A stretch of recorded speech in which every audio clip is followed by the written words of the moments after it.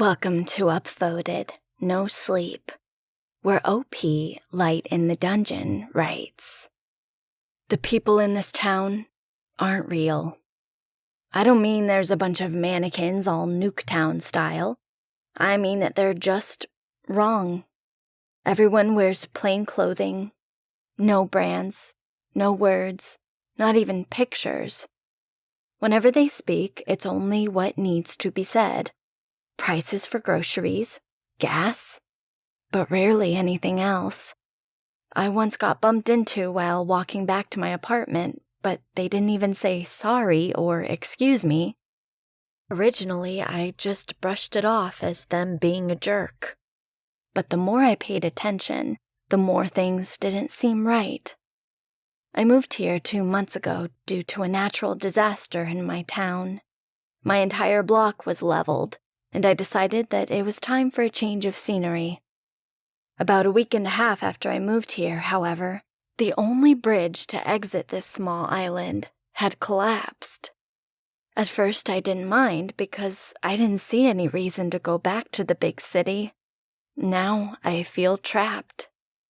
I've tried to talk to the people here from time to time, but I'm only ever met with curt responses or blank stares. I tried to ignore it because I assumed they don't like non-locals. The people, however, were not the only thing off about the town. There were no emergency service buildings, bar a single hospital. There was only one grocery store and a handful of gas stations, even though there weren't that many cars to begin with. After I decided to look closer, I noticed a couple of things. One day, while I was getting groceries for the week, I decided to peek at what the person in front of me was buying. I've never been particularly nosy, but sometimes you just can't help yourself. What she had on the conveyor belt didn't make any sense. Bleach, cat litter, baking soda, shampoo, and 1 apple.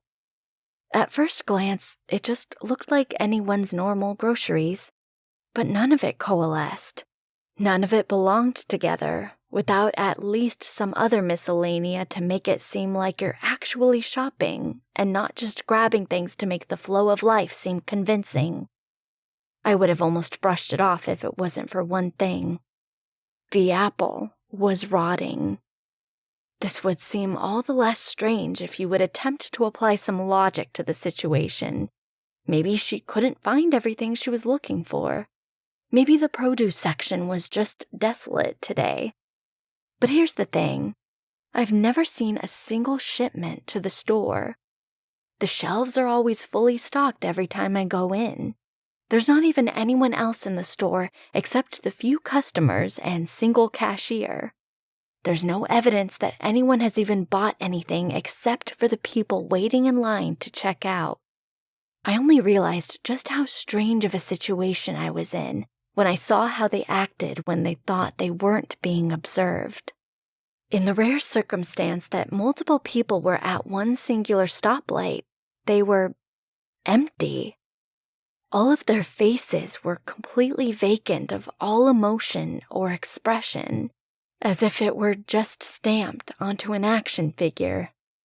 They all looked forward, completely motionless, and I could swear not a single one of them blinked. Yet when the light turned green, all 5 cars moved in unison, without hesitation. Once again, at a glance, this looks like a completely normal action. Green means go, right? But when you stop to think, you would usually only start going once you see the person in front of you move. They did not. I've been doing a lot of stopping and thinking recently. I don't know when I decided to follow someone home, but I picked a random person and just kept behind them.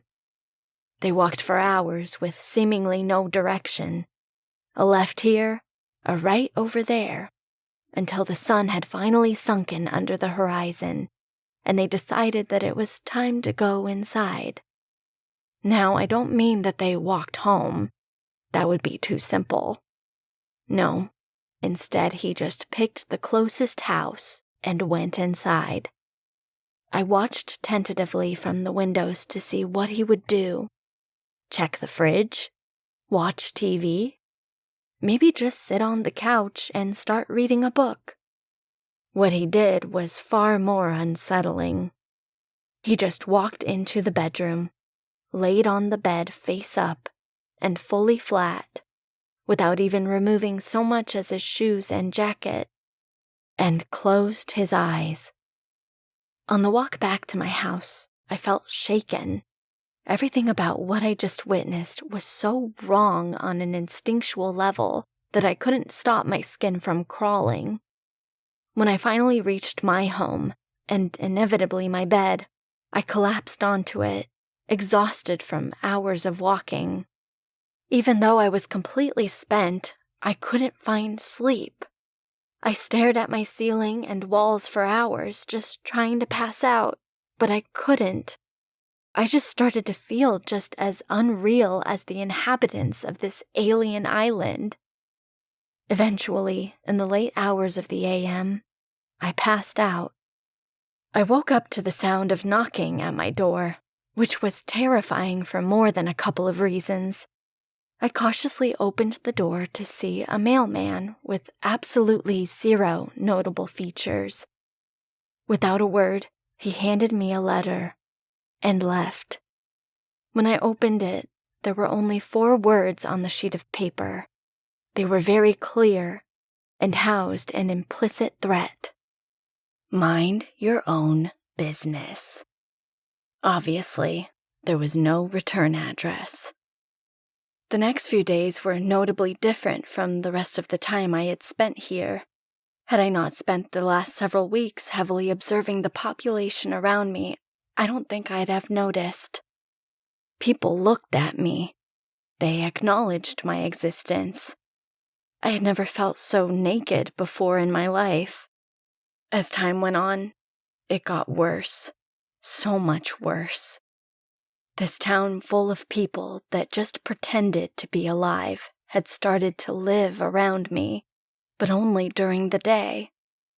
At night, it was still so empty you could mistake it for a model. I constantly would drive up to the collapsed bridge in hopes that it would magically be fixed, or at the very least under construction. No such luck. I tried to pretend it was fine for so long until eventually one followed me home. He just stood outside the window, even after nightfall. Eventually he left, but I still couldn't shake the feeling of imminent danger. They all watch me now, waiting for something, so I've begun to blend in. I keep my face blank.